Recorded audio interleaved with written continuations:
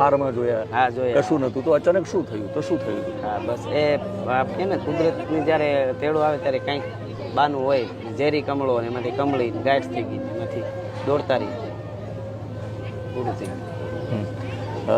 આજે આપણે સંતવાણીનો કાર્યક્રમ છે, જી આપણે એમને યાદ કરવાના છે, આપણે એમને શ્રદ્ધાંજલિ આપવાના છે. બસ જીવન મૃત્યુ વિશે શું કહેશો? આ જ્યારે પ્રસંગ તમારી સામે આવી જ ગયો છે, मृत्यु क्या चीज़ है मैं तुझे बताऊँ, जीवन मृत्यु શું ચીજ છે, મૃત્યુ क्या चीज़ है मैं तुझे बताऊँ, એક મુસાફિર થા રાસ્તે મેં નીંદ આ ગઈ. બસ એથી આગળ કાંઈ જ નથી.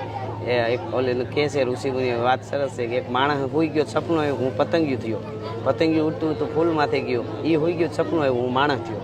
બસ આવી વાત છે. દરરોજ સપનામાં બાપ આવે છે?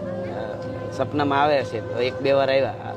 એમ શું કહેતા હતા? એમ ટૂંકમાં એ ખબર ન પડે, વયા ગયા એમ નહીં, કંઈક સંસારમાં બધી વાતો પહેલાં કરતા હતા કે બાપ હજી છે.